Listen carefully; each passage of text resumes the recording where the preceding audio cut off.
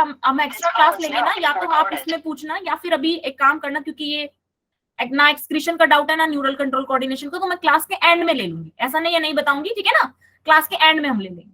अभी के लिए एक बार जिनको एक्सक्रीशन, क्योंकि अभी आप पढ़ रहे हो, अभी फ्रेश वो हमारा खत्म हुआ है, तो पढ़ते टाइम कुछ लग रहा है ऐसा कि समझ नहीं आ रहा, या क्लास में समझ आ गया था अब घर पे नहीं आ रहा, या क्लास में कुछ समझ नहीं आया था, ऐसी कोई चीज है तो वो पूछो मेघा, क्लास के एंड में आई विल टेल यू, ठीक है। हाँ पूछिए बेटा। मैम मैम जब ग्लोमेरुलस से ब्लड सीटी में क्या था, तो ब्लड में से क्या क्या गया था? ब्लड में से बहुत सारे कंटेंट चले गया था, ब्लड का इंपॉर्टेंट पार्ट चला गया था।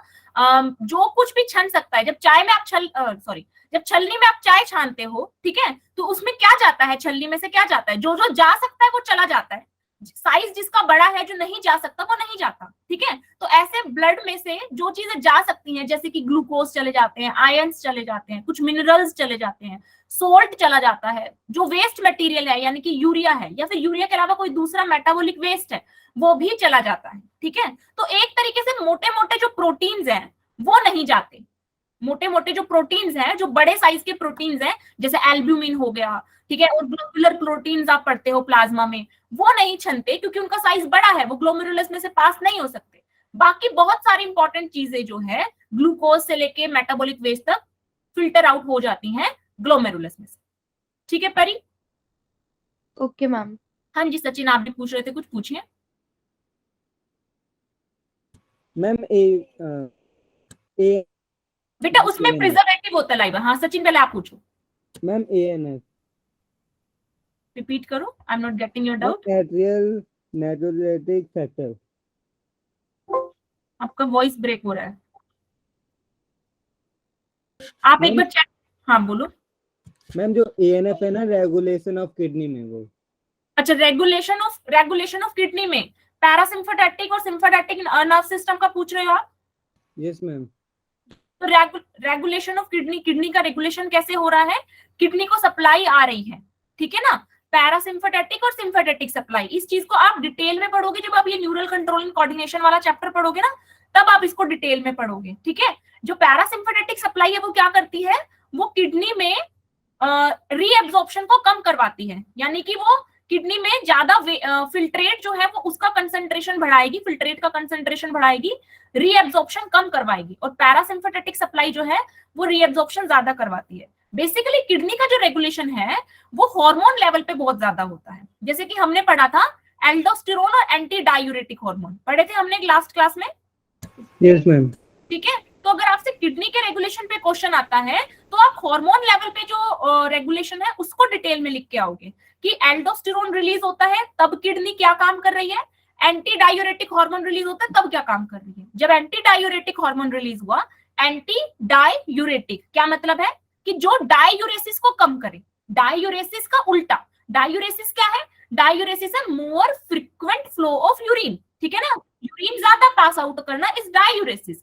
तो जब उस कंडीशन में क्या रिलीज करती है बॉडी, बॉडी रिलीज करती है एंटी डायूरेटिक हार्मोन। कौन रिलीज करता है, आपका जो पोस्टीरियर पिट्यूटरी ग्लैंड है वो रिलीज करता है एंटी डायूरेटिक हार्मोन, और एंटी डायूरेटिक हार्मोन एक्ट करता है किडनी पे जाके नेफ्रॉन पे, और क्या करवाता है वो यूरिन का मतलब जो फॉर्मेशन है यूरिन को उससे ज्यादा कंसंट्रेट करता है, यूरिन के फॉर्मेशन को कम करता है, वाटर ज्यादा रीएब्सॉर्ब करवाता है ताकि जो फ्रीक्वेंट फ्लो ऑफ यूरिन है वो रुक जाए।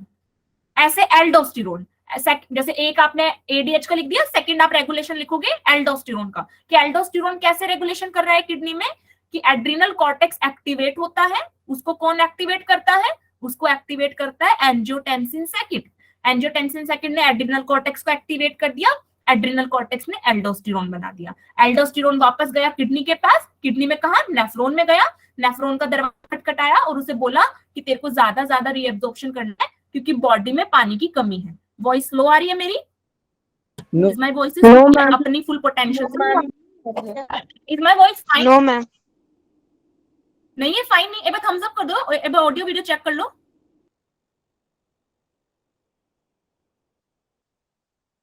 ओके फाइन फाइन, ठीक है, ठीक है बच्चे, ठीक है, ठीक है, ठीक है बेटा, फिर आपके एंड पे कोई दिक्कत है, ठीक है, आपके एंड पे कोई दिक्कत है बस चेक करो। हाँ बच्चे और डाउट पूछ रहे हैं। सचिन आपको क्लियर हुआ? Yes ma'am.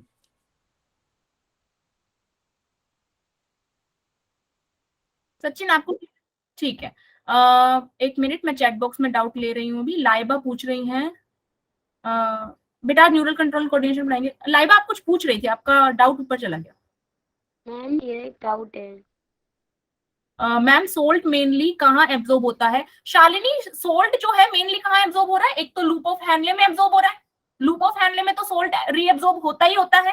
कौन सी लूप ऑफ हैनले में? Ascending loop of Henle. इसके अलावा कहाँ रीएब्जॉर्ब हो रहा है सोल्ट? इसके अलावा सोल्ट रीएब्जॉर्ब हो रहा है डीसीटी में भी और पीसीटी में भी। डीसीटी में कब रीएब्जॉर्ब हो रहा है? डीसीटी में अभी जो सचिन पूछ रहे थे रेगुलेशन। एक मिनट कृतिका, पहले मैं एक बार शालिनी का बता दूं। डीसीटी में कब एब्जॉर्ब हो रहा है? कंडीशनल रीएब्जॉर्प्शन जब हो रहा है, जब ब्लड प्रेशर कम है, ब्लड वॉल्यूम कम है, उस कंडीशन में डीसीटी में सोल्ट ज्यादा रीएब्जॉर्ब होगा। अदरवाइज पीसीटी में होगा और लूप ऑफ हैनले में होगा। डीसीटी में होगा पर conditional reabsorption. Laiba blood bank में क्यों ये मैं लाइबा बाद में बता दूं। ये बार एक्सक्रीशन से रिलेटेड पूछ लो। हाँ जी कृतिका आप कुछ पूछ रहे हैं। बॉडी एसिड एंड बेस कैसे बैलेंस करता है? बॉडी एसिड एंड बेस कैसे बैलेंस करता है? By the third mechanism of the urine formation. Third mechanism of the urine formation क्या है? Third mechanism of the urine formation, very nice Alemao. Secretion. पहला ultra filtration, दूसरा reabsorption, तीसरा बोलो सब बच्चे सिक्रीशन। सिक्रीशन क्यों हो रहा है? सिक्रीशन इसलिए ही हो रहा है ताकि बॉडी के फ्लूइड का पीएच मेंटेन रहे। पीएच मतलब एसिड बेस कॉन्सेंट्रेशन मेंटेन रहे। कि बॉडी में अगर पीएच ज्यादा होने लग गया तो क्या करेगा?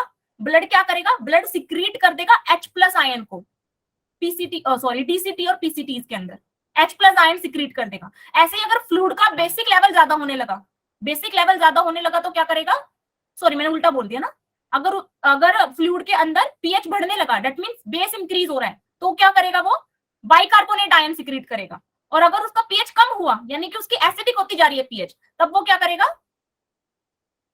समझ जाना आप, मेरा उल्टा हो रहा है। थिंक अगर एसिड लेवल उसका, उसमें एसिडिक आयंस बढ़ेंगे तो भाई वो H+ जो उसमें एक्स्ट्रा H+ बन रहा है वो H+ सिक्रीट कर देगा। और जो बेसिक आयंस उसमें बनेंगे तब वो बेस बाइकार्बोनेट आयन सिक्रीट कर देगा। इस तरीके से मेंटेन रखता है। तो कौन सा स्टेप बोलोगे आप जो एसिड और बेस का लेवल मेंटेन कर रहा है फ्लूइड में? बेटा सिक्रीशन वाला स्टेप। ठीक है कृतिका, डन है? यस मैम आता है, आ गया। चलो ठीक है। Now we will begin our chapter. Okay and अब कोई डाउट है तो फिर हम क्लास के एंड में पूछ लेंगे, ठीक है ना, क्योंकि 15 मिनट हो गई है, अब हमें चैप्टर स्टार्ट करना है। This is very nice actually. आप लोग इस तरीके से डाउट पूछते हो, दैट शोज कि हाँ आप लोग चीजें पढ़ रहे हो, समझ रहे हो, ठीक है। और आप लोग पूछा करें डाउट, क्योंकि आप डाउट पूछेंगे तभी मैं आपसे क्वेश्चंस पूछ पाऊंगी। मुझे लगेगा कि हाँ भाई बच्चे सिर्फ क्लास में नहीं पढ़ रहे हैं, घर पे भी पढ़ रहे हैं, क्योंकि सेल्फ स्टडी तो बहुत इंपॉर्टेंट है ना। सेल्फ स्टडी तो मस्ट है, बिना सेल्फ स्टडी के कुछ नहीं होने वाला।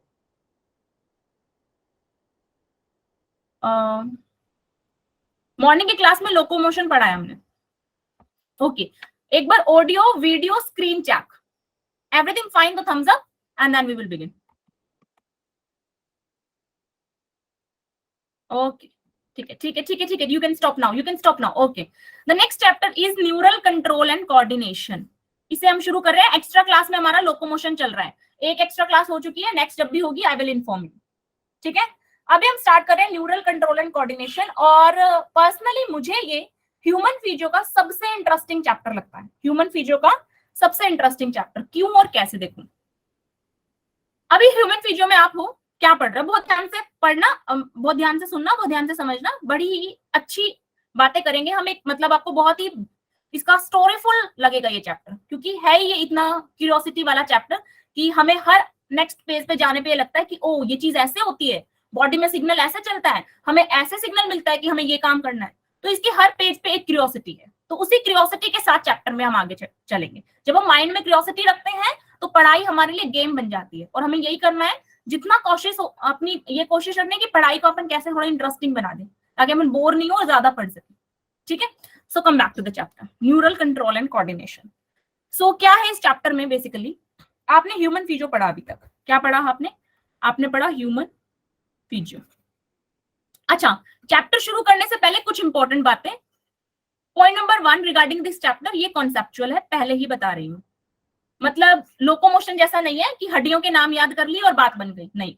यहाँ कॉन्सेप्ट लगेंगे और आप अगर इसे खुद से पढ़ोगे तो समझ में नहीं आएगा, क्योंकि इसके पहले दूसरे पन्ने में ही इस तरह की बातें दे रखी हैं कि मेम्ब्रेन का पोलराइजेशन, डीपोलराइजेशन, प्लस माइनस के चार्ज वगैरह दिखा रखे, तो वहां पे कॉन्सेप्ट लगते हैं, वो चीजें आपके लिए बिल्कुल नहीं है। तो पहली बात, क्लास मिस करना अफोर्ड नहीं कर सकते, समझना इस चैप्टर में बिना समझे चैप्टर को पार नहीं कर सकते।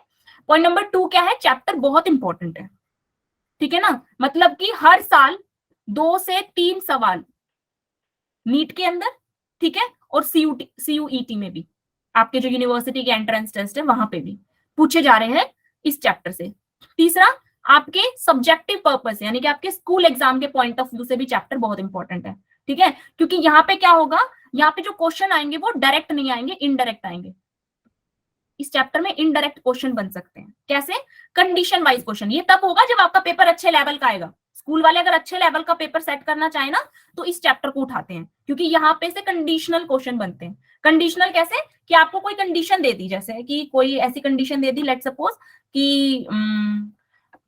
ए कंडीशन दे दी कि when you touch fry pan, जो कि बहुत गर्म है, आप जब उसे टच कर, हाथ तुरंत जो है आपके हाथ में एक मूवमेंट होती है, एक एक्शन होता है, ठीक है ना, बिना सोचे आप वो मूवमेंट करते हो। और एक तरफ आपको एक ऐसी कंडीशन दी है जहां पे आप चीजें कुछ सोच के करते हो, तो आपको एनालाइज करना दे दें कि किस तरीके से आप एक काम बिना सोचे कर रहे हो और एक काम सोच के कर रहे हो, कौन से 2 फंक्शन आपकी बॉडी में उस टाइम चल रहे हैं, कंट्रोल सिस्टम कैसे काम कर रहा है। कंट्रोल सिस्टम एक है, लेकिन वो दोनों स्थिति में अलग अलग तरीके से काम कर रहे हैं। कुछ ऐसे काम है जो बिना सोचे कर रहे हैं, जिन्हें रिफ्लेक्स एक्शन बोलते हैं, उसके बारे में आप चैप्टर में पढ़ोगे। कुछ जिन्हें हम सोच समझ के करते हैं, ठीक है ना, जो सेंसरी और मोटर डिटेल में पढ़ोगे इस चैप्टर में। तो ऐसे करके आपसे इनडायरेक्ट क्वेश्चन भी पूछे जा सकते हैं अगर पेपर अच्छे लेवल का आता है तो, इस चैप्टर में से, ठीक है।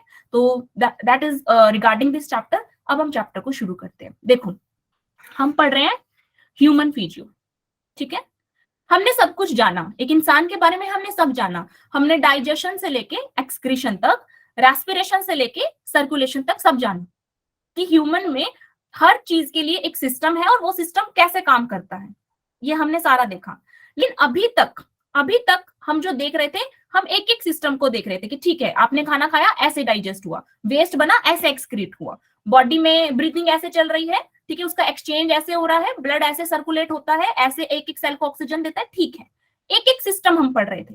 अब हम क्या पढ़ेंगे, हम पढ़ेंगे इन सभी सिस्टम के हेड पे जो एक सिस्टम है।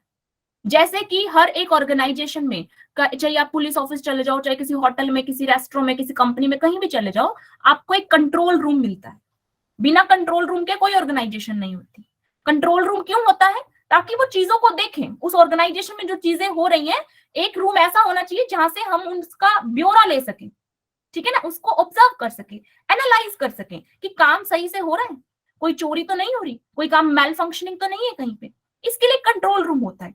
सेम हमारी बॉडी में भी कंट्रोल रूम होता है। अब कंट्रोल सुनते ही हमारे दिमाग में ब्रेन आता है कि हाँ भाई, हमारी बॉडी में एक ब्रेन है जो कंट्रोल करता है चीजों को। नहीं, ये तो एक आम नागरिक भी जानता है कि दिमाग होता है, वो कंट्रोल करता है। अब आप आम नागरिक नहीं हो, आप मेड स्टूडेंट्स हो, मेडिकल साइंस के बच्चे हो, तो आपको जाना है एक कदम आगे, ठीक है।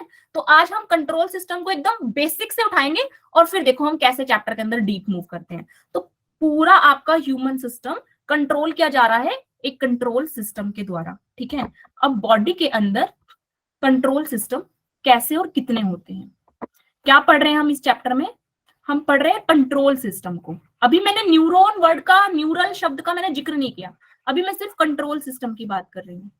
हम बॉडी में कंट्रोल सिस्टम को पढ़ रहे हैं, ठीक है। अब हमारी बॉडी का जो कंट्रोल सिस्टम है, वो चीजें कंट्रोल तो करता है, लेकिन कंट्रोल के साथ साथ कोऑर्डिनेट भी करता है।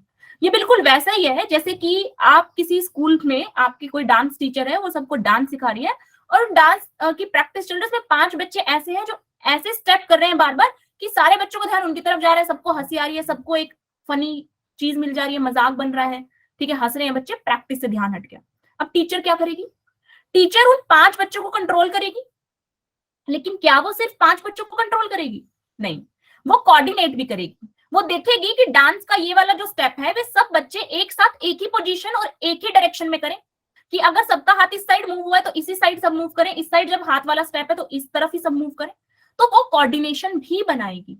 सेम हमारी बॉडी में जो कंट्रोल सिस्टम है वो सिर्फ कंट्रोल नहीं करता, कोऑर्डिनेट भी करता है। कैसे? अगर सोचो कोऑर्डिनेशन ना होती तो आपका, अगर आपकी सांसें बढ़ी तो आपके दिल की धड़कन की जो रेट है वो भी बढ़ जाती है, ये चीजें ना हो पाती। आपने कुछ ऐसा खाया, ठीक है, जिससे लेट सपोज आपने ग्लूकोज कंज्यूम नहीं करा और आपकी बॉडी को प्रोटीन ब्रेक डाउन करने पड़ गए, यानी कि आपके डाइजेशन में कहीं ना कहीं गड़बड़ हुई या आपके फूड इनटेक में कहीं ना कहीं गड़बड़ हुई, तो उसका प्रभाव एक्सक्रीशन पे भी दिखा, आपको यूरिन में कीटोन बॉडीज मिली। ये क्या है? ये कोऑर्डिनेशन है। मतलब बॉडी का एक सिस्टम दूसरे सिस्टम से जुड़ा है, दूसरा सिस्टम तीसरे सिस्टम से जुड़ा है। बॉडी के सारे सिस्टम एक दूसरे से जुड़े हुए हैं। ये जुड़ाव, ये कोऑर्डिनेशन, ये ताल, ये क्यों है? ये इस कंट्रोल सिस्टम की वजह से। यानी कि कंट्रोल सिस्टम दो काम करता है, control and coordinate. Control and coordinate, point number 1। Point number 2, अब करता कौन है ये? हमारी बॉडी में दो तरीके से कंट्रोल होता है। हमारी बॉडी में दो तरीके से कंट्रोल होता है। पहला वाया केमिकल, दूसरा वाया नर्व्स।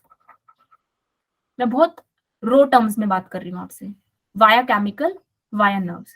केमिकल के थ्रू बॉडी के सिस्टम को जो कंट्रोल करे उसे बोलते हैं endocrine system.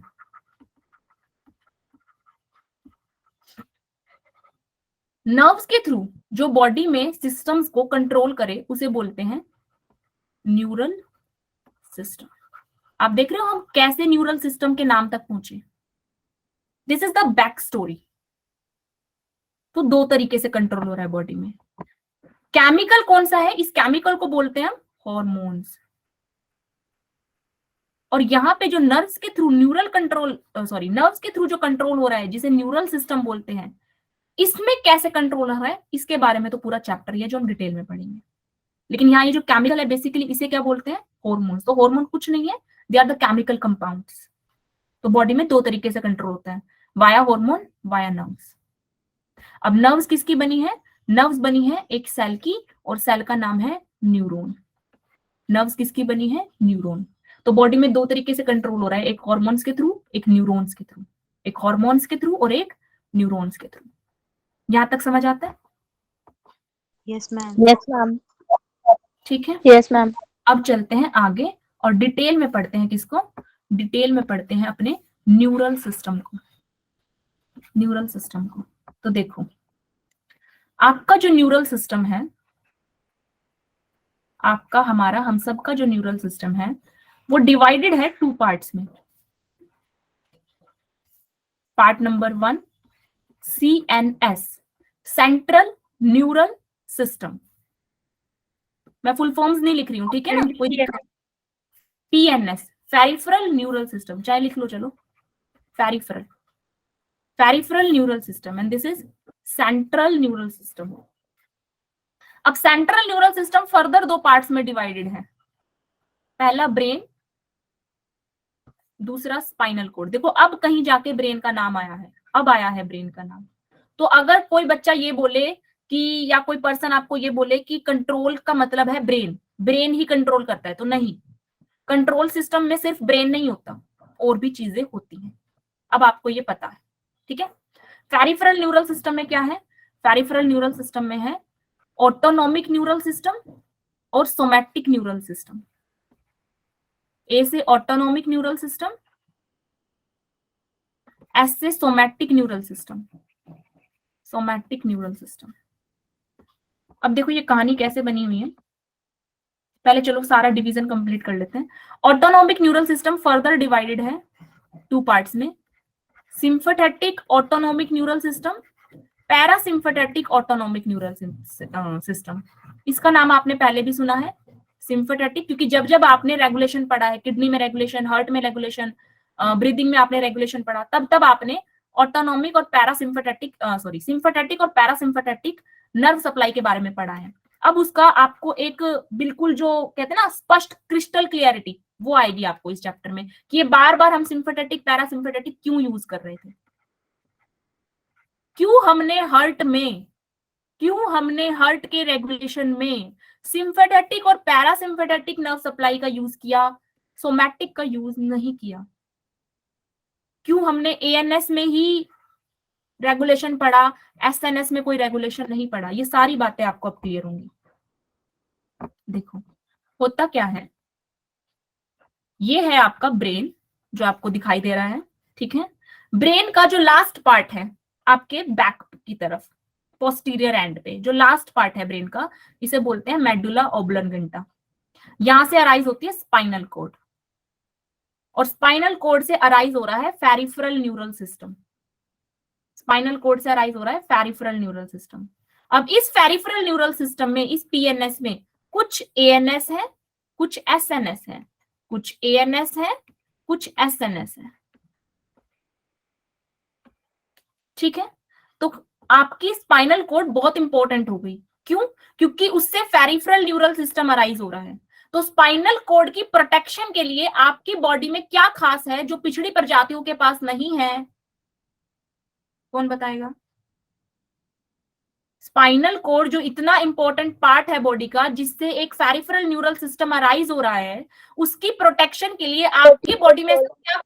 Very nice, very nice Mona and Sachin, very nice. Vertebral column है। तो वर्टिब्रल कॉलम यानी कि जो आपकी बैकबोन है वो होलो है, ऐसे होलो है आपकी बैकबोन, और ये है स्पाइनल कॉर्ड। तो स्पाइनल कॉर्ड इस तरीके से प्रोटेक्टेड है, मतलब आपकी स्पाइनल कॉर्ड के चारों तरफ वर्टिब्रल कॉलम है। ये वर्टिब्रल कॉलम आपको सिर्फ कॉर्डेटा में देखने को मिलता है, बाकी पिछड़ी प्रजातियों में देखने को नहीं मिलता। पिछड़ी प्रजातियों का यही नुकसान है, उनमें ऐसा प्रोटेक्शन का कोई इतना बढ़िया स्ट्रक्चर बना ही नहीं, हम में बना हुआ है। दिस इज द हाईएस्ट, जो सबसे बड़ा सिग्निफिकेंस है ना वर्टिब्रल कॉलम का। वर्टिब्रल कॉलम के बहुत सारे सिग्निफिकेंस हैं, आपके बैठने में, आपके खड़े होने में, सब में रोल है वर्टिब्रल कॉलम का। आपका पोस्चर मेंटेन करने में वर्टिब्रल कॉलम का रोल है। लेकिन एक अगर आपसे पूछा जाए वर्टिब्रल कॉलम का सबसे बेहद इंपॉर्टेंट रोल क्या है, तो वो है स्पाइनल कॉर्ड का प्रोटेक्शन। बात समझ आई? यहाँ तक क्लियर है? मैम एक बार फिर से पीएनएस से समझा सकती हैं? कहाँ से लाइबा? मैम पीएनएस से फंक्शन से मुझे समझ नहीं आया वहां से। पीएनएस क्या है? पेरिफेरल न्यूरल सिस्टम है। पेरिफेरल मतलब जो पेरिफेरी पे हो, पेरिफेरल मतलब जो पेरिफेरी पे हो। तो ये जो स्पाइनल कॉर्ड है, या स्पाइनल कॉर्ड से पीएनएस अराइज हो रहा है, ये सारा पेरिफेरल न्यूरल सिस्टम है। जो मैं जो अभी ग्रीन कलर कर रही हूँ जिसपे, ये सारा पेरिफेरल न्यूरल सिस्टम है। अब मैंने बताया कि पेरिफेरल न्यूरल सिस्टम दो तरीके का, एएनएस और एसएनएस। तो इसमें से कुछ पीएनएस एएनएस टाइप का होगा, कुछ पीएनएस एसएनएस टाइप का होगा। कहां से अराइज हो रहा है? स्पाइनल कॉर्ड से। ये है स्पाइनल कॉर्ड, ये है ब्रेन। और अभी अभी लास्ट मैंने क्या बताया कि स्पाइनल कॉर्ड की प्रोटेक्शन के लिए उसके चारों तरफ क्या है? ये जो मैंने ब्लू कलर का बनाया बोनी स्ट्रक्चर है एक, जिसे आपने बोला वर्टिब्रल कॉलम या बैकबोन जिसे आप बोलते हो।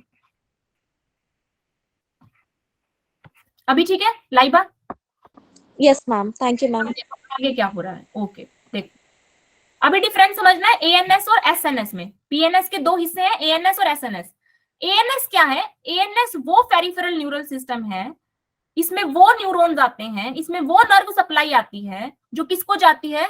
जो जाती है इनवॉल्यूंटरी ऑर्गन्स को, इनवॉलंटरी ऑर्गन्स को।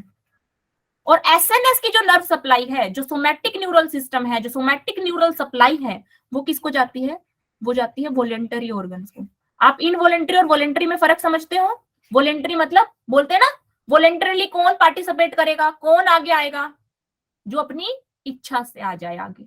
वॉलंटरी मतलब जो जिनके एक्शन जो है हमारी, जैसे कि लेट सपोज हमारा हैंड, मेरा मन है तो मैं ऐसे करूंगी, मेरा मन है तो मैं ऐसे करूंगी। तो ये मूवमेंट कैसी है? वॉलंटरी है। इसको जो सिग्नल मिलेगा वो किसके थ्रू मिलेगा? सोमैटिक न्यूरल सप्लाई के थ्रू मिलेगा। लेकिन आपने पढ़ा था जब हार्ट, और जब आपने पढ़ा था हार्ट में रेगुलेशन, तो हार्ट कैसी ऑर्गन है? हार्ट एक इनवॉलंटरी ऑर्गन है। हार्ट कैसी ऑर्गन है? इनवॉलंटरी। हार्ट एक इनवॉलंटरी ऑर्गन है। तो वहां पे कौन सा सप्लाई गया? वहां सप्लाई गया ऑटोनोमिक नर्वस सिस्टम का। इसलिए आपने वहां पे सिंपैथेटिक और पैरासिम्पैथेटिक शब्द पढ़े थे, सोमैटिक शब्द आपने वहां पे नहीं पढ़ा। जबकि आपकी स्केलेटल मसल्स, स्केलेटल मसल कैसी है? वॉलंटरी ऑर्गन है, तो इसको सप्लाई हो जाएगा, वो कौन सा होगा? सोमैटिक नर्वस सिस्टम का होगा। यहां तक बात समझ आती है? ठीक है। अब आपका autonomic nervous system, autonomic nervous system के भी मैंने बताए दो पार्ट, एक सिंपैथेटिक जिसे मैं एस से लिख रही हूँ, एक पैरासिम्पैथेटिक जिसे मैंने पीएस लिखा। ठीक है, ये दोनों ही हर्ट को गए, सिंपैथेटिक और पैरासिम्पैथेटिक। अगर सिंपैथेटिक ऑटोनोमिक सप्लाई हर्ट को जाएगा, सिंपैथेटिक ऑटोनोमिक सप्लाई अगर हर्ट को जाएगा तो हर्ट की रेट, हर्ट बीट की जो रेट है वो बढ़ जाएगी, और पैरासिम्पैथेटिक सप्लाई जाएगी तो हार्ट बीट की रेट घट जाएगी। यानी कि जो सिंपैथेटिक सप्लाई है अगर वो किसी को जाती है तो वो उस पर्टिकुलर ऑर्गन को एक्साइट करती है, और पैरासिम्पैथेटिक सप्लाई अगर किसी को जाती है तो वो उस पर्टिकुलर ऑर्गन को इनिबिट करती है। यहां तक कहानी समझ में आई? अब आज जो बच्चे लोग, बहुत बढ़िया, समझ आ गई तो बहुत अच्छा। इनिबिट का क्या मेरा मतलब साउंड होता है? इको करता है बच्चे, म्यूट कर लो अपने आप को। एक बार और क्या बताएं शालिनी, वो पूछो। आप पूरा लेक्चर तो रिपीट नहीं करेंगे, एक बार और क्या बताएं, स्पेसिफिक पूछो। अब आज जो बच्चे लोकोमोशन वाली क्लास में आए थे, तब मैंने आपको लोकोमोशन वाली क्लास में जो बच्चे आए थे वो याद करो, मैंने आपको क्या बताया था कि एक्सोन होता है, उसकी नोब होती है और उसमें वेसिकल होते हैं, और वेसिकल में केमिकल होते हैं, और आप लोगों ने बोला था हाँ मैडम उस केमिकल को न्यूरोट्रांसमीटर कहते हैं। उसका मैंने बोला था डिटेल आपको मिलेगा इस वाले चैप्टर में। देखो अब ये जो सिंपैथेटिक सप्लाई जा रही है और जो पैरासिम्पैथेटिक सप्लाई जा रही है बेटा, ये हार्ट को चली गई। मान लो ये आपका हार्ट है, यहाँ पे आपका हार्ट है, मान लो ये आपका हार्ट है, और इसको एक नर्व सप्लाई गई, एक नर्व सप्लाई बेसिकली न्यूरॉन्स की सप्लाई, ठीक है, इसको एक नर्व सप्लाई गई हार्ट को जो सिंपैथेटिक है। यानी कि सिंपैथेटिक सप्लाई गई है मतलब उसमें क्या संदेश है? कबूतर चिट्ठी लेके जाता है तो चिट्ठी में कोई संदेश होता है ना, तो सिंपैथेटिक सप्लाई जा रही है हार्ट को, तो सप्लाई जा रही है मतलब एक कबूतर जा रहा है उसके पास, उसमें एक संदेश छिपा हुआ है। संदेश क्या छिपा हुआ है? अगर कबूतर सिंपैथेटिक है तो संदेश क्या है? एक्साइट होने का संदेश है कि ज्यादा ज्यादा ब्लड पंप करो, जल्दी जल्दी ब्लड पंप करो, हार्ट की रेट, हार्ट बीट की रेट बढ़ा दो, ऐसा संदेश गया है हार्ट को, ठीक है, एक्साइटेटरी संदेश गया है। अब ये संदेश किस फॉर्म में जाता है भाई? चिट्ठी की फॉर्म में तो जाएगा नहीं, चिट्ठी की फॉर्म में तो संदेश जाएगा नहीं, ना व्हाट्सएप का मैसेज जा सकता, ना कोई कॉल जा सकती। केमिकल, बिल्कुल। ये संदेश कैसे जाएगा? ये संदेश जाएगा केमिकल के थ्रू, और न्यूरॉन सिस्टम में जो केमिकल्स यूज होते हैं उन्हें हार्मोन्स नहीं कहते, उन्हें कहते हैं न्यूरॉन ट्रांसमीटर। न्यूरल सिस्टम में जो केमिकल इन्वॉल्व होते हैं संदेश पहुंचाने के लिए उन्हें बोलते हैं न्यूरॉन ट्रांसमीटर। तो आपके लिए इंपॉर्टेंट क्या है जो आपको सीयूईटी या नीट में पूछा जा सकता है, यहाँ पे लिख लो एक्साइटेटरी न्यूरॉन ट्रांसमीटर के एग्जांपल्स, और यहाँ पे इनिबिटरी न्यूरॉन ट्रांसमीटर के एग्जांपल। एक्साइटेटरी न्यूरॉन ट्रांसमीटर और इनिबिटरी न्यूरॉन ट्रांसमीटर। एक्साइटेटरी में लिखो एड्रिनलिन, एड्रिनलिन एक न्यूरॉन ट्रांसमीटर है जो कि एक्साइट करता है। एसिटाइलकोलिन। इनिबिटरी में लिखो गाबा, ठीक है, ये आपको नाम याद होने चाहिए कि अगर ऑप्शन में कहीं मिल जाए तो आप पहचान सको, आपकी आंखें पहचान ले कि हाँ ये मैम ने एक्साइटेटरी में बताया था और ये वाला मैम ने इनिबिटरी में बताया था। गाबा, और इसके अलावा क्या होता है? इसके अलावा सेरोटोनिन, ठीक है, डोपामिन, ये क्या है? इनिबिटरी न्यूरॉन ट्रांसमीटर्स है। डन है, आगे चले, यहां तक समझ आया सबको? हाँ शालिनी, बच्चे क्या पूछ रहे थे बोलो।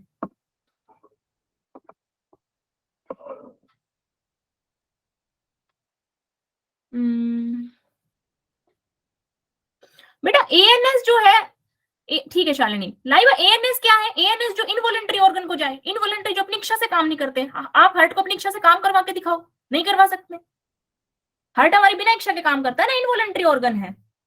एंटी का मतलब न्यूरॉन ट्रांसमीटर, और एसएनएस किसको जाएगा लाइव? जो वॉलेंटरी ऑर्गन है, जैसे आपकी स्केलेटल मसल्स, ठीक है। एंटी का मतलब बेटा न्यूरॉन ट्रांसमीटर है। श्रेषी समझ में आया यहाँ तक? ये एक समरी है न्यूरल सिस्टम की। अब हम डिटेल में पढ़ेंगे एक एक पार्ट को। यहाँ तक समझ आया तो बोलो। Yes ma'am. चलो ठीक है। इनिबिट वाले का एग्जांपल दिखा दो, सेकंड एंड थर्ड। नोट्स भेजूंगी बच्चे, क्यों मेरी मेहनत बर्बाद करते हो? तुम्हारे पास ही तो भेजूंगी, ये की यही स्लाइड भेजूंगी, ठीक है। इनिबिटरी में गाबा लिख लो, डोपामिन लिख लो, सेरोटोनिन लिख लो, ठीक है आलिमा, नहीं अंजलि। चलो न्यूरॉन पढ़ रहे हैं अब हम। न्यूरॉन क्यों थैंक यू मैम। न्यूरॉन क्यों पढ़ रहे हैं हम? न्यूरॉन इसलिए पढ़ रहे हैं क्योंकि अभी तक पीछे आप जितने भी पार्ट देख के आए हो, सीएनएस, पीएनएस, फिर पीएनएस में आपने एएनएस देखा, आपने एसएनएस देखा, सीएनएस में आपने ब्रेन देखा, आपने स्पाइनल कोड देखा। ये हर एक जो आप पार्ट देख के आए हो, ये सारे के सारे पार्ट बने हुए हैं किससे? न्यूरॉन से। जैसे कि किडनी के जब आप अंदर गए थे तो आपने नेफ्रॉन्स देखे, हार्ट के जब आप अंदर गए तो आपने कार्डिक मसल्स देखी।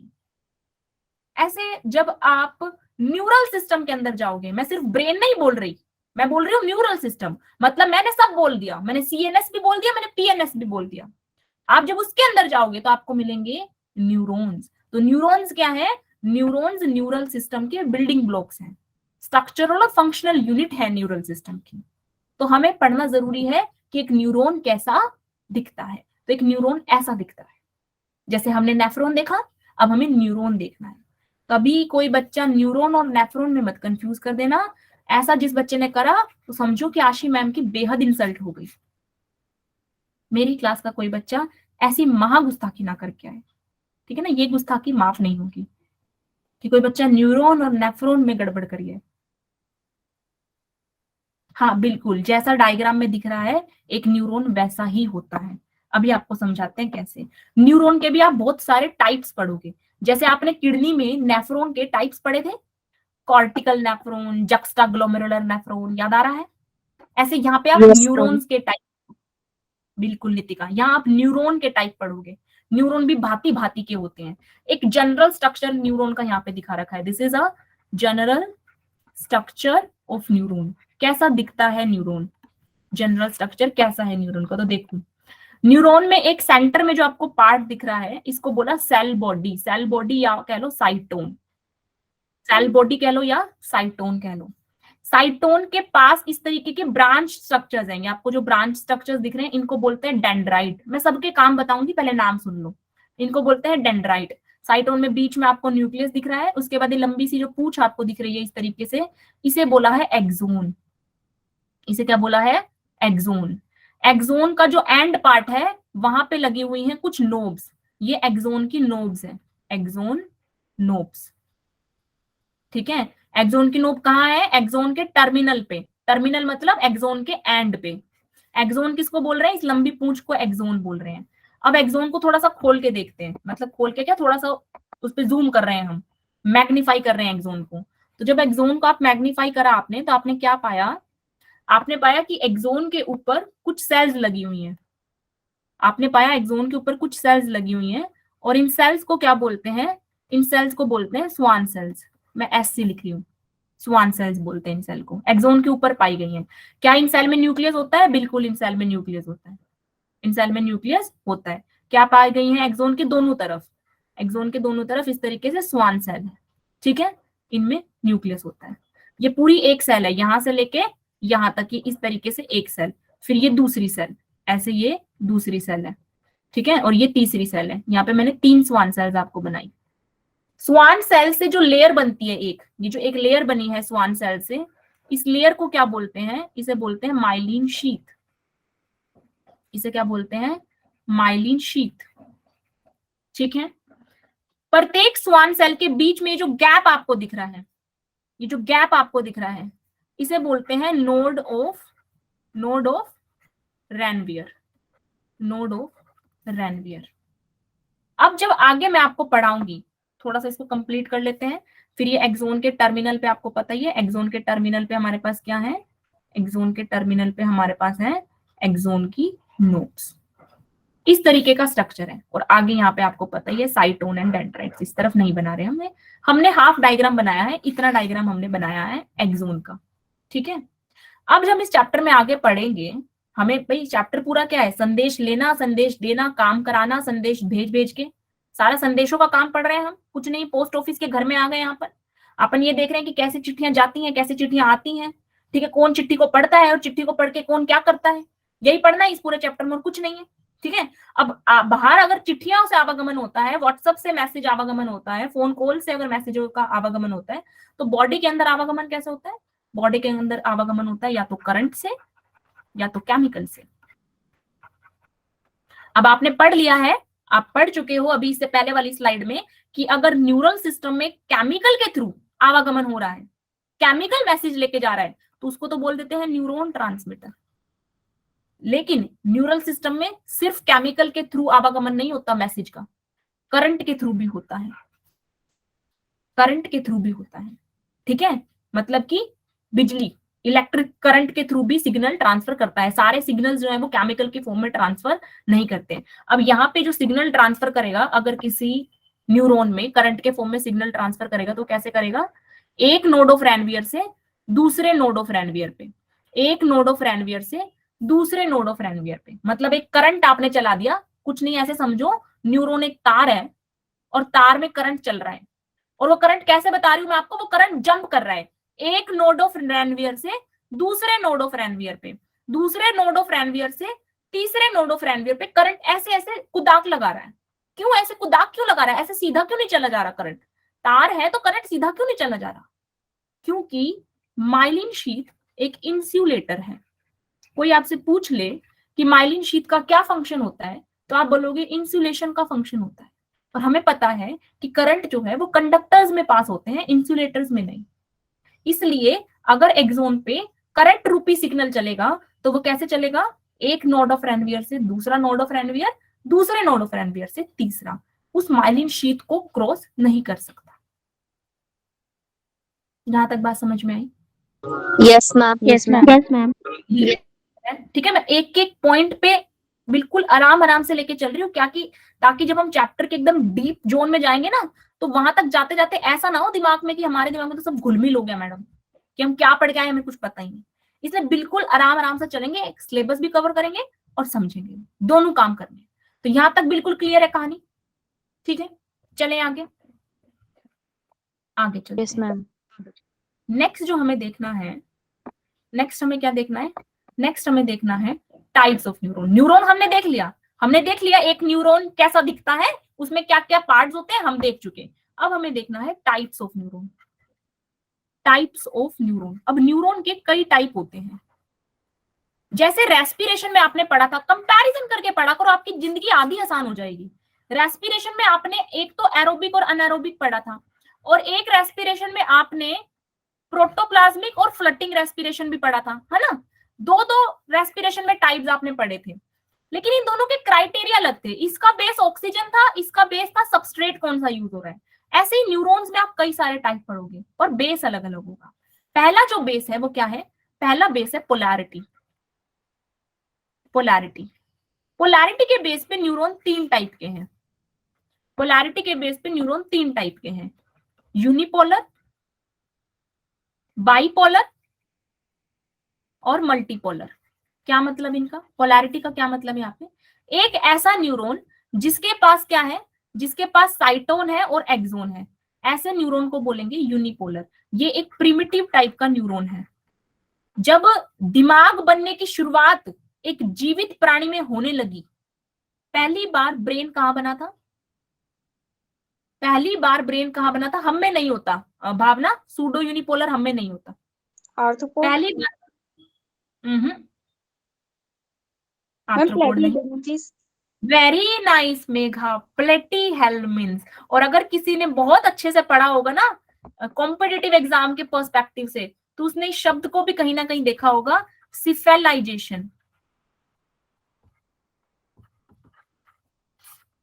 सिफेल का मतलब होता है हेड। हेड की फॉर्मेशन कहां से स्टार्ट हो गई थी, प्लेटीहेल्मिन्स। प्लेटीहेल्मिन्स में दिमाग बनने लगा था। लेकिन अगर मैं आपको बोलूं प्रॉपर जो न्यूरॉन की, जैसे अगर अपन न्यूरॉन के बैक में जाएं, इवोल्यूशन में जाएं, तो न्यूरॉन के बैक में इवोल्यूशन में अपन जाएंगे ना, तो अपने को इसी तरह के न्यूरॉन देखेंगे, देखने को मिलेंगे यूनिपोलर टाइप के, कि ऐसे एक गोल चक्कर है और एक डंडी सी है। गैंग्लियंस जो जहां से डेवलप होने शुरू हुए थे, वो एक बच्ची ने भी बोला आर्थ्रोपोडा और एनालिडा, वहां से स्टार्ट हुए थे। ठीक है, लेकिन जो ब्रेन का फॉर्मेशन है, मतलब ब्रेन का फॉर्मेशन बोले तो कि चीजों को सेंस करना, सेंसरी मैसेज और मोटर मैसेज को लेन देन करना, वो प्लेटीहेल्मिन्स से शुरू हो गया था। प्लेटीहेल्मिन्स में पहली बार सिफेलाइजेशन हुआ है, ब्रेन फॉर्मेशन, हेड फॉर्मेशन। ठीक है, तो हम पढ़ रहे हैं न्यूरॉन के टाइप। पहला है यूनिपोलर। बाइपोलर न्यूरॉन कैसा है, बाइपोलर न्यूरॉन ऐसा है, एक एक्सोन है और एक डेंड्राइट है। और मल्टीपोलर न्यूरॉन कैसा है कि उसमें कई सारे डेंड्राइट्स हैं, मोर देन वन डेंड्राइट, और ये एक एक्सोन। ठीक है, तो अगर मैं एक ऐसा न्यूरॉन बनाऊं जिसमें ये मैंने डेंड्राइट्स में ना, ये जोन। बताओ ये कौन सा होगा, मल्टीपोलर, यूनिपोलर की bipolar? Ma'am bipolar. Ma'am multipolar. Multipolar. Multipolar. Multipolar. Multipolar. By माने दो, क्या तुम्हें इसके दो से ज्यादा एंड्स दिखाई नहीं दे रहे? एक ये भी तो है, दो से ज्यादा, मोर देन टू होते ही मल्टीपोलर, मोर देन टू होते ही मल्टीपोलर। मैंने इसलिए ये पूछा क्योंकि यहाँ पे कंफ्यूजन हो जाता है बच्चों को, बच्चे सोचेंगे कि यहाँ पे दो डंडे हैं तो ये बाइपोलर हो गया। नहीं, बाइपोलर मतलब एक ये और एक ये। ठीक है, आगे चले। ये न्यूरॉन के टाइप पढ़े हमने on the basis of polarity. Next जो हमें न्यूरॉन का टाइप पढ़ना है, that is on the basis of presence और absence of myelin sheath. Type of neuron, type of neuron on the basis of myelin sheath. अभी हम पढ़ के आए हैं कि माइलिन शीथ एक इंसुलेटर होती है और एक्सोन के चारों तरफ प्रेजेंट होती है। लेकिन कुछ ऐसे भी न्यूरॉन्स होते हैं जिनके एक्सोन के चारों तरफ कोई माइलिन शीथ नहीं होती, कोई स्वान सेल्स नहीं होती, कोई माइलिन शीथ नहीं होती, कोई स्वान सेल्स नहीं होती। ऐसे न्यूरॉन को बोलते हैं अनमाइलिनेटेड या नॉन माइलिनेटेड न्यूरॉन्स। ठीक है, यहाँ पे एक्सोन लिखा है क्योंकि माइलिन शीथ एक्सोन पे ही तो होती है, इसलिए नॉन माइलिनेटेड एक्सोन लिखा है। आप इसे नॉन माइलिनेटेड न्यूरॉन भी बोल सकते हैं। तो नॉन माइलिनेटेड न्यूरॉन में क्या क्या नहीं होगा? माइलिन शीथ नहीं होगी। क्या नोड ऑफ रैनवियर होगा? No ma'am. Node of Ranvier होगा? नहीं होगा। नोड ऑफ रैनवियर तो तब होगा ना जब यहाँ पे सेल्स होंगी, तब तो बीच बीच में होगा, या तो पूरी की पूरी जगह ही खाली है, तो यहाँ पे कहाँ से नोड ऑफ रैनवियर होगा? कोई नोड ऑफ रैनवियर नहीं होगा।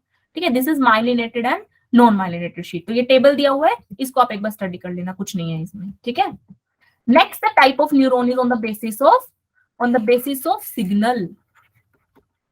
कि अगर न्यूरॉन सिग्नल को रिसीव कर रहा है, सिग्नल को रिसीव कर रहा है, तो वो सेंसरी सिग्नल को ट्रांसफर कर रहा है, सिग्नल को क्या कर रहा है? ट्रांसफर कर रहा है टू द अल्टीमेट ऑर्गन, तो वो न्यूरॉन हो गया मोटर। और इनके बीच में जो न्यूरॉन की रेल लगी हुई है वो सब क्या है? Inter neurons. Sensory neuron, motor neuron और इंटर न्यूरॉन। अब देखो, तुम समझो, तुम्हारे कान है, सबके पास है। मैम कैसी बात कर रही हो? है हमारे पास। ठीक है, ये क्या बना दिया मैम ने? चलो, तुम्हारे पास कान है, तुम्हारे कान पे कोई साउंड आई, ठीक है, तुम्हारे ईयर ने कोई साउंड रिसीव करी, ठीक है, ईयर पिना के थ्रू पास होके फाइनली इनर ईयर में गई। इनर ईयर में यू हैव द सेल्स, वहां पे साउंड जो है सेल के पास गई, सेल के पास deep inside the ear sound पहुंच चुकी है। ठीक है, अब इस साउंड में कोई मैसेज है, इस साउंड में कोई ना कोई मैसेज है, जो साउंड तुम्हारे को आई है इसमें कोई ना कोई मैसेज है और तुम्हें उस मैसेज के हिसाब से काम करना है। ठीक है, तो साउंड को रिसीव किया तुम्हारी इनर ईयर की सेल ने, और इनर ईयर के सेल के पास क्या है? इनर ईयर की सेल के पास सप्लाई है न्यूरॉन की, न्यूरॉन की सप्लाई है, यहाँ पे न्यूरॉन है। ठीक है, यहाँ पे क्या है?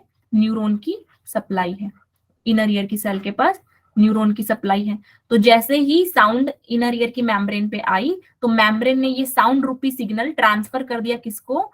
ट्रांसफर कर दिया इस न्यूरॉन को। तो इस न्यूरॉन ने सिग्नल को उठाया है, सिग्नल को लिया है, सेल की मेम्ब्रेन से लिया है सिग्नल को। तो ये न्यूरॉन कैसे टाइप का हो गया? ये न्यूरॉन कैसे टाइप का हो गया? सेंसरी। सेंसरी।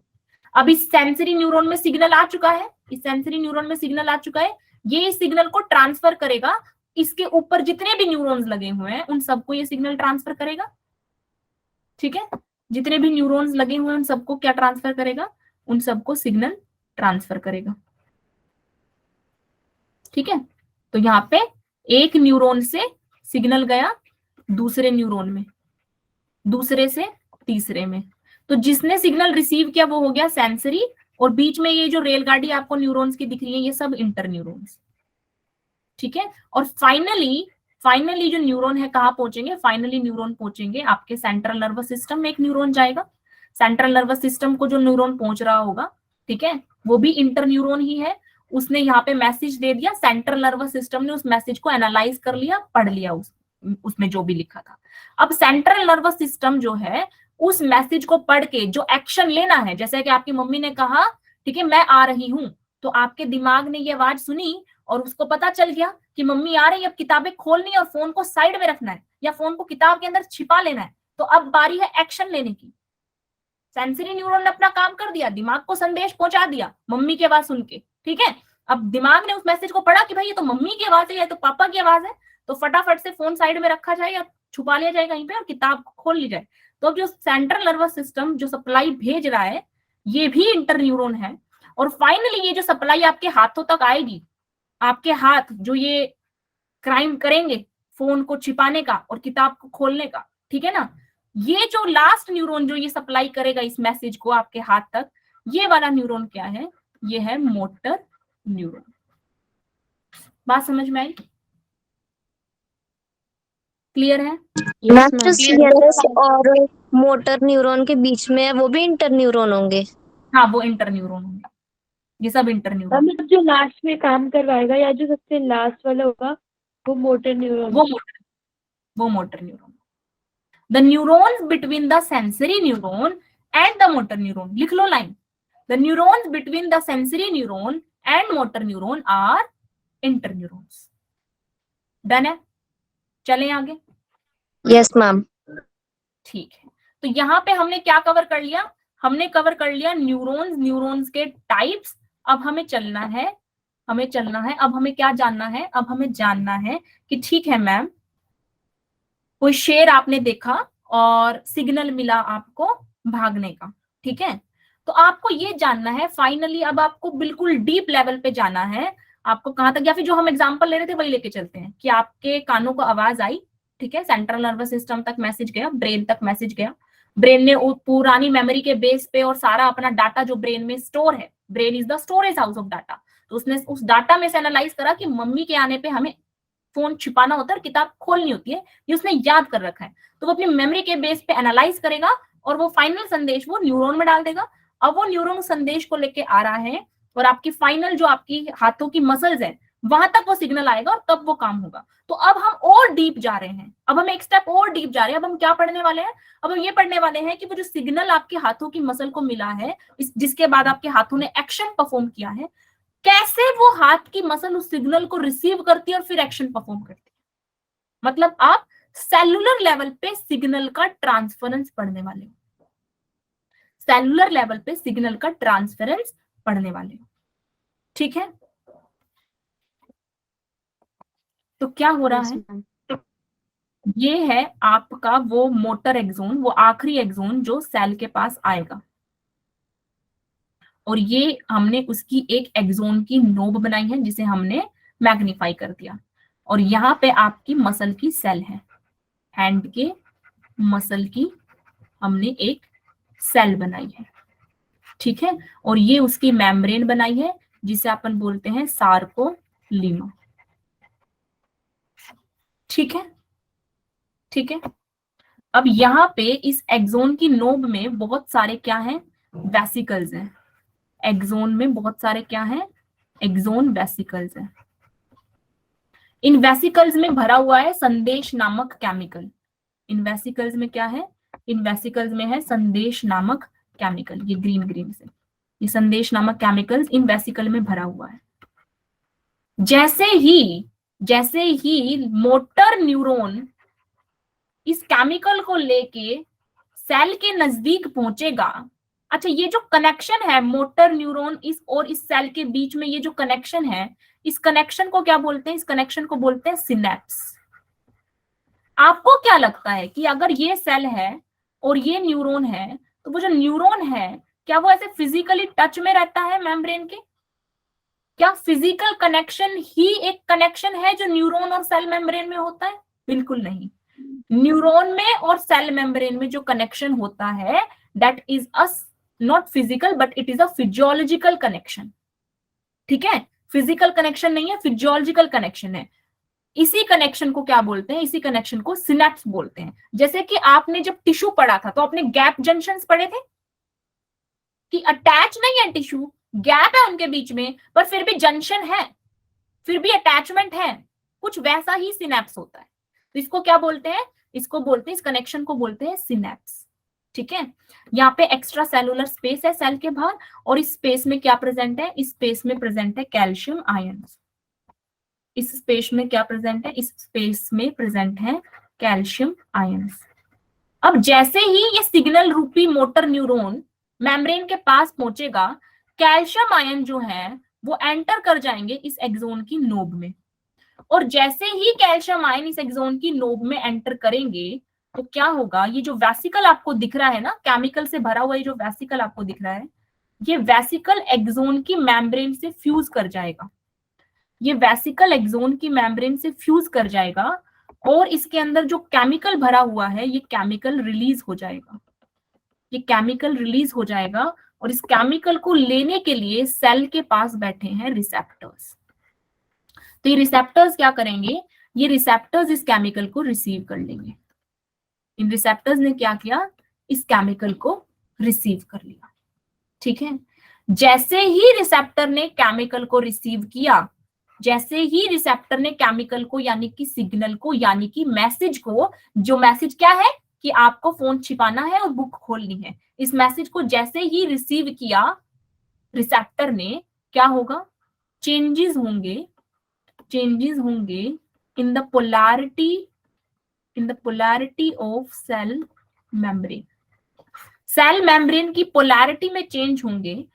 कैसे होंगे, कैसे होंगे वो हम अभी पढ़ेंगे, पर अभी ये जानो कि चेंज होंगे पोलैरिटी में, सेल मेम्ब्रेन की पोलैरिटी में चेंज होंगे, और उससे क्या होगा, इस पोलैरिटी में चेंज होने से सिग्नल ट्रांसफर होगा to all over the cell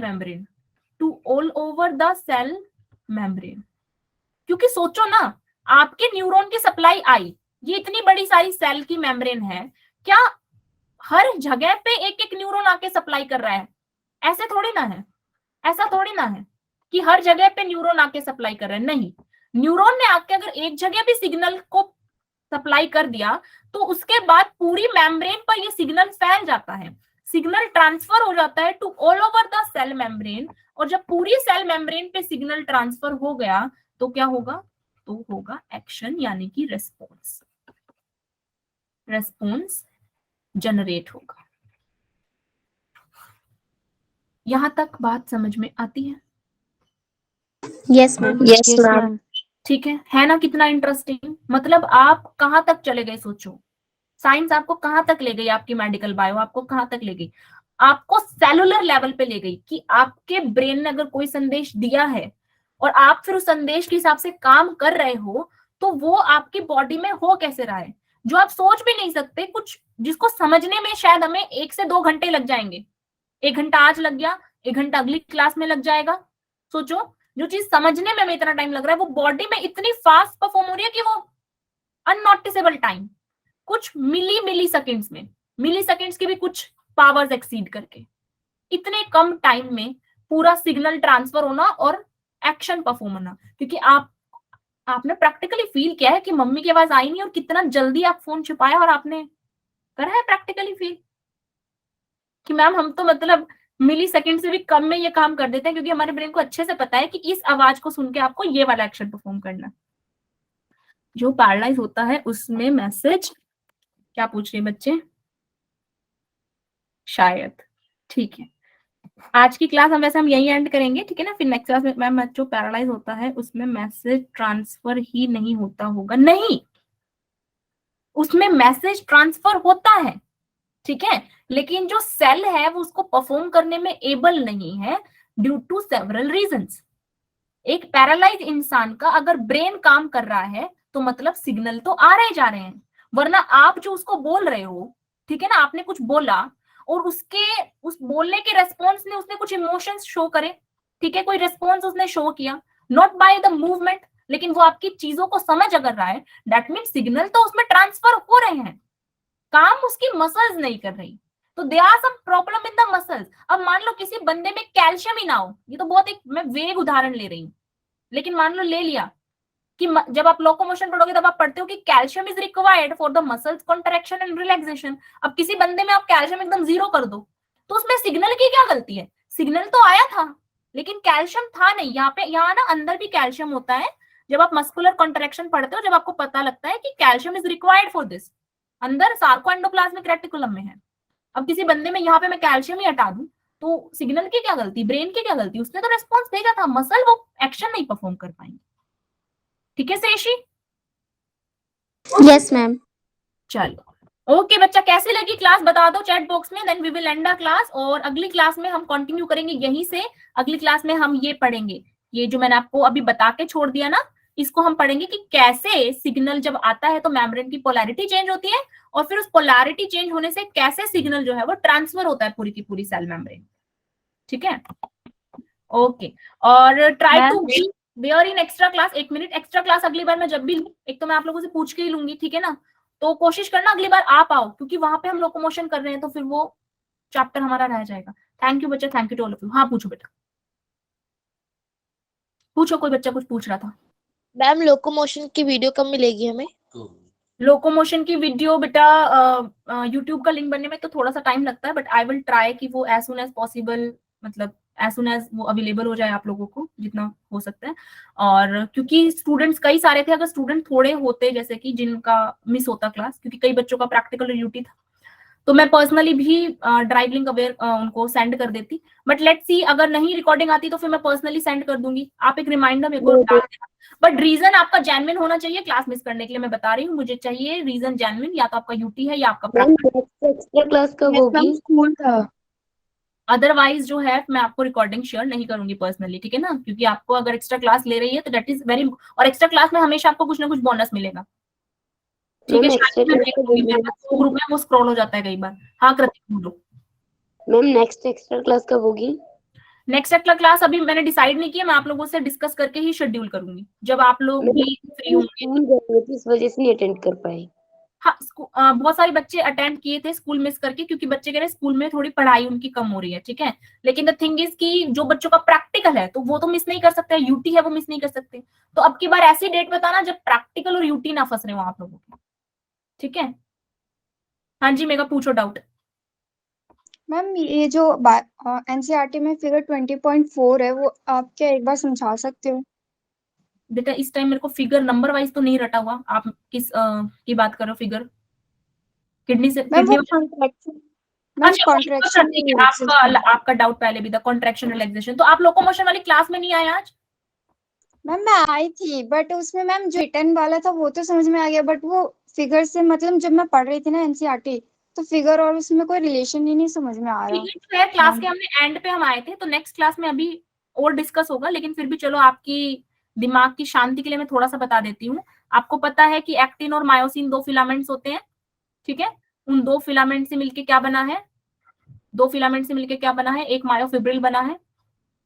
2 filament है जिन्हें मायोफिलामेंट बोल रहे हैं, इन दोनों से मिलके मायोफिब्रिल बना है। अब मायोफिब्रिल में इन दोनों फिलामेंट का अरेंजमेंट मायने रखता है कि कैसे अरेंज है। मेरा मन चाहे मैं वैसे तो अरेंज नहीं कर सकती, जैसा बॉडी में पाया गया है वैसा ही अरेंज करेंगे। तो बॉडी के अंदर कैसे जो मायोफिलामेंट्स है, मायोफिलामेंट मतलब मायोसिन और एक्टिन, ये कैसे अरेंज है। तो जो बीच में मैंने बनाया है, जिसे मैं येलो कलर से शेड कर रही हूँ, ये बनाया मैंने मायोसिन का फिलामेंट। साइड में जो 2 मैं आपको दिखा रही हूँ, ये बनाया मैंने एक्टिन के फिलामेंट, ठीक है। ऐसे अरेंज है मायोसिन और एक्टिन, ऐसे ही अरेंज है कि फिर दोबारा से यहाँ एक्टिन है या मायोसिन है, और यहाँ पे फिर एक और एक्टिन है, इस तरीके से अरेंजमेंट है। अब होता क्या है, हमने इसको जोन्स में बांट दिया। जोन्स में कैसे बांटा, क्योंकि जब हमने मसल काटी और जब हमने उसको देखा, जब हमने उसका एनालाइज किया, उसके टीएस को एनालाइज किया, तो हमें जब हमने उसको स्टेन वगैरह किया और हमने उसमें देखा, उसमें हमने बैंड्स ऑब्जर्व किए। हमें कुछ हिस्सा डार्क दिखा, हमें कुछ हिस्सा लाइट दिखा, कुछ हिस्सा में डार्क दिखा, कुछ हिस्सा में लाइट दिखा। जो हिस्सा में डार्क दिखा दैट मीन्स वहां पे क्या थे, जो हिस्सा में डार्क दिखा वहां पे एक्टिन भी प्रेजेंट था और वहां पे मायोसिन भी प्रेजेंट था। जो हमें डार्क दिखा ना जो बैंड, वहां पे कुछ एक्टिन भी प्रेजेंट था, कुछ मायोसिन भी प्रेजेंट था। ये वाला इतना हिस्सा ये हमें दिखा डार्क कलर का, और जो हिस्सा में लाइट कलर का दिखा वो ये था। जो हिस्सा में लाइट कलर का दिखा वहां पे सिर्फ एक्टिन के फिलामेंट्स थे, ठीक है। अब इस हिस्से को हमने बोला आई बैंड, और इस हिस्से को क्या बोला हमने, ए बैंड। इस हिस्से को बोला हमने आई बैंड, ए बैंड। देखो नितिका बता भी रही है आइसोट्रोपिक अनआइसोट्रोपिक। अंजलि मैं आपका डाउट बाद में लूंगी।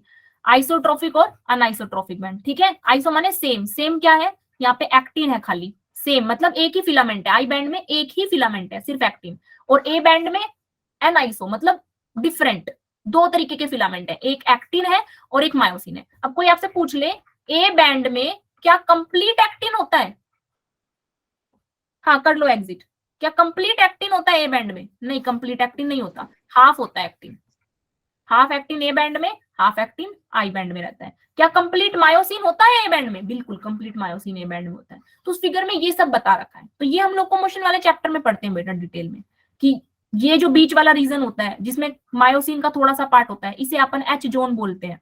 फिर एच जोन में बीच में जो एक लाइन होती है, इसे अपन एम लाइन बोलते हैं मेगा, ठीक है। और इस पूरे डायग्राम का सबसे इंपॉर्टेंट पार्ट है जड लाइन, जिसे अपन सार्कोमियर बोलते हैं, जो अगली क्लास में लोकोमोशन वाली जो नेक्स्ट क्लास होगी ना उसमें मैं समझाऊंगी, ठीक है। ओके, करे क्लास है। Okay ma'am. और भी किसी बच्चे का कोई डाउट है क्या? मैम अंजलि पूछ रही है, अंजलि क्या पूछ रही है?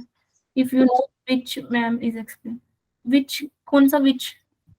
मैम वो एक्चुअली मैम परी पूछ रही थी कि क्या लीव कर सकते हो, तो मैंने बोला कि आपको अगर आता है जो मैम बता रही तो आप लीव कर सकते हो। ओहो अच्छा, चलो ठीक है बच्चे, मैम बाय बाय। एक्चुअली चलो मैम लोकोमोशन की मॉर्निंग की क्लास ना मैम मिस कर गई। मैम क्या आप मेरे को भी वीडियो सेंड कर दोगे?